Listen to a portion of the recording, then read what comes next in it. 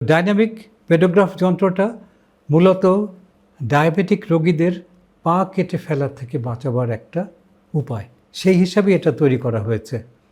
এখন আমি আসি যে ডায়াবেটিক রোগীদের পা কেটে ফেলতে হয় কেন। এই পা কেটে ফেলার জন্য আপনি দেখবেন আঙুল কাটে, পুরো পায়ের পাতা কেটে ফেলে, কখনো কখনো পুরো পাই কেটে ফেলতে হয়। তাই পা কেটে ফেলার জন্য যে কারণগুলো, আমি তার যদি গোড়ায় যাই, আমার এইখানে এখন ছবিতে দেখবেন একটা ঘায়ের ছবি বা আলসারের ছবি। আলসার আর একটা হচ্ছে গ্যাংগ্রিন। এই দুটোই ডায়াবেটিক রোগীদের খুব বেশি হয়। এবং আলসার বা গ্যাংগ্রিন এটা কেন হয়, আমরা সেই প্রশ্ন যদি করি, তার উত্তরটা আমি পরবর্তী স্লাইডে দেখাচ্ছি। যে আমাদের প্রত্যেকেরই সারা শরীরে রক্তনালী আছে। এই রক্তনালী দিয়ে আমরা বিশুদ্ধ অক্সিজেন যায়, আমাদের বিভিন্ন যে খাবার খাচ্ছি সেই নিউট্রিশনগুলো যায় এবং দূষিত পদার্থগুলো বের হয়ে আসে, কার্বন ডাইঅক্সাইড বের হয়ে আসে। তো পুরো শরীরের যে কোষের যে শক্তি, পুরো শরীরের কোষগুলো রক্ষা হয় এই রক্ত প্রবাহের মধ্য দিয়ে। এখন পায়ের তলায় আমার যে রক্তনালীগুলো আছে এগুলো কিন্তু খুবই সূক্ষ্ম। শেষমেশ যে রক্তনালীগুলো আমাদের চুল যেরকম চিকন, এরকম চিকন বা এর থেকেও চিকন থাকে। আচ্ছা, এই রক্তনালীগুলোর যেটা হয়, সুস্থ অবস্থায় রক্তনালীগুলো মোটামুটি ভালো, একটা পাইপের মতো। আর কিন্তু যখন ডায়াবেটিস যাদের হয় তাদের রক্তনালীর আস্তরণটা ক্ষতিগ্রস্ত হয়। তারপরে ওর মধ্যে চর্বি জমে, কোলেস্টেরল, ফ্যাট এগুলো জমে। তখন এটা একটু রক্ত প্রবাহটাকে সংকুচিত করে দেয়। এরপরে যদি আমি যখন হাঁটছি, তা হাঁটার সময় কী হচ্ছে, আমার সমস্ত শরীরের ওজন আমার ওই পায়ের নিচে পড়ছে। তাহলে সেখানে যে রক্তনালীগুলো আছে সেগুলো চাপের মধ্যে পড়ছে। তো সেই চাপের মধ্যে পড়ে যেটা হচ্ছে, রক্তনালীগুলো আরও সংকুচিত হচ্ছে, এমনকি কোথাও কোথাও এটা বন্ধই হয়ে যায়। এখন যদি মনে করেন আমার রক্তনালী কিছু বন্ধ হয়ে গেল, তো সেই যেই জায়গায় রক্ত সরবরাহ করতো সেই জায়গায় রক্ত যাচ্ছে না, তাহলে তখন কি হয়, সেখানে দুটো জিনিস হতে পারে। একটা হচ্ছে আলসার বা ঘা, এটা অনেক সময় আবার সংক্রমিত হয়ে যায়, কারণ ঘা হলেই এটা খুলে যায়, এই বাইরে থেকে যে কোনো জীবাণু ঢুকতে পারে।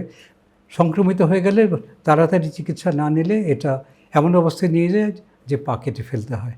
আর আরেকটা হচ্ছে গ্যাংগ্রিন, অর্থাৎ রক্ত না গেলে আমাদের টিস্যুগুলো আস্তে আস্তে মরে যায়, কারণ সেগুলো বাঁচার কোনো জিনিস পাচ্ছে না, কালো হয়ে যায়। দেখবেন অনেকের পা কালো হয়ে গেছে। এই গ্যাংগ্রিন হলে পা কেটে ফেলা ছাড়া কোনো উপায় নাই। এমন অনেক সময় গ্যাংগ্রিনের কারণে এমনকি হাঁটু পর্যন্ত কেটে ফেলতে হয়। তাহলে এই জিনিসগুলো আমাদের বুঝতে হবে যে রক্তনালীটা সুস্থ রাখা কত জরুরি। এখন প্রশ্ন আসছে, আমি ডায়াবেটিক রোগীদের কথা কেন বলছি, আমি সুস্থ মানুষেরও তো এরকম হতে পারে। তা ডায়াবেটিক রোগীদের একটা আমরা দেখলাম যে তার রক্তনালীটা এমনিতেই সংকুচিত হয়ে যায়। আর দ্বিতীয় যেটা জরুরি জিনিস, সেটা হচ্ছে আমাদের মাথা থেকে পা পর্যন্ত প্রত্যেক অঙ্গে আরেকটা জালের মতন ছড়িয়ে আছে, সেটা হচ্ছে স্নায়ু। আমি যে ধরছি, টের পাচ্ছি, এসব কিন্তু স্নায়ুর মাধ্যমে আমার মস্তিষ্কে যাচ্ছে। আবার আমি যে কথা বলছি, আমি যে হাত পা নাড়াচ্ছি, এটা স্নায়ুর মাধ্যমে আমার মস্তিষ্ক থেকে সংকেত এসে আমি এগুলো করছি।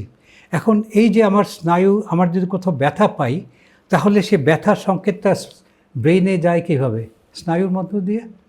এখন একজন সুস্থ স্বাভাবিক মানুষের যদি পায়ের নিচে খুব বেশি চাপ কোথাও পড়ে, যেমন আপনি যদি হাঁটছেন, কোথাও একটা ইটের টুকরো পড়লে আপনি ব্যথা পাবেন, সঙ্গে সঙ্গে টের পাবেন, পাটা সরিয়ে ফেললেন।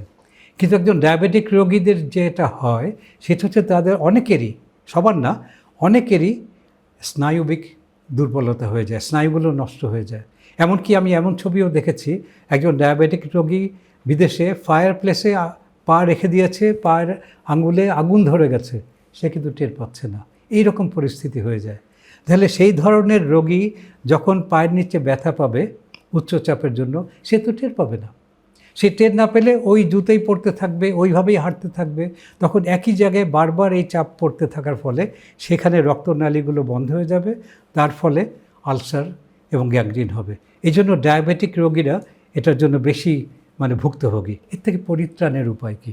পরিত্রাণের উপায় হচ্ছে, ডায়াবেটিস হলেই আগে ভাগে যদি আমি পায়ের নিচে কোথায় হাঁটার সময় কত চাপ পড়ছে, পায়ের বিভিন্ন অঞ্চলে কত চাপ পড়ছে, এটা যদি জেনে নেই এবং সেটা একটা নির্দিষ্ট একটা স্বাভাবিক বা নিরাপদ সীমার মধ্যে আছে না তা অতিক্রম করে গেছে, এটা যদি জেনে নিতে পারি, তাহলে আমরা কি করতে পারি, যদি অতিরিক্ত সীমার বাইরে চলে যায় তার জন্য বিশেষায়িত জুতো বানিয়ে দিতে পারি। এটা আমরা একটা জুতোর মধ্যে এর জন্য একটু স্পেশালিস্ট দরকার, বিশেষজ্ঞ, তাদের বলা হয় অর্থোটিস্ট। অর্থোটিস্টরা তার এই পায়ের আমাদের যে এই পেডোগ্রাফের যে ইমেজ, স্ক্যান করা ইমেজ, আর তারা রোগীর কিছু পায়ের পরিমাপ করেন, সেগুলো মিশিয়ে তারা একটা ইনসোল বানাবেন, যে ইনসোল পরলে রোগীর যে পায়ের নিচের চাপটা ছড়িয়ে যাবে, ছড়িয়ে গেলে রক্তনালীগুলো আর বন্ধ হবে না। তাহলে কি হবে, তার আর আলসার বা গ্যাংগ্রিন হওয়ার ঝুঁকি থাকবে না, অনেক কমে যাবে। একদম হবে না তা বলবো না, কিন্তু অনেক কমে যাবে। তাই এই জিনিসটা দরকার। এই জন্য আমরা একটা এখানে ভিডিও স্ক্যান দেখিয়েছি, যে একটা পায়ের নিচে ভিডিও স্ক্যান যাচ্ছে, যেটা সাধারণ যার নীল, সবুজ এরকম জায়গায় আছে, হলুদের মধ্যে। আর যার হাই প্রেশার, আমরা এমনভাবে কালার কোডিং, এটা আমাদের সফটওয়্যারে করেছি, হাই প্রেশার হলে আমরা সেটা লাল দিয়ে দেখাচ্ছি। অর্থাৎ আমরা এইভাবে পছন্দ করেছি, গ্রে বা ছাই রং, নীল রং, সবুজ রং, হলুদ, অরেঞ্জ, কমলা, লাল। তা লাল হলে আমরা বলছি যে তার প্রেশার প্রায় 500 কিলো প্যাসকেলের বেশি, যেটা হলে আন্তর্জাতিক হিসাবে তারা বলে তখন তার জুতো বানাবার দরকার। এটা আমরা 2010 সালে শুরু করেছিলাম। তো ঢাকা বিশ্ববিদ্যালয় থেকে শুরু করেছি। ঢাকা বিশ্ববিদ্যালয় বায়োমেডিক্যাল ফিজিক্স অ্যান্ড টেকনোলজি বিভাগ, আমি প্রতিষ্ঠাতা চেয়ারপারসন, 2008-এ প্রতিষ্ঠা করেছি।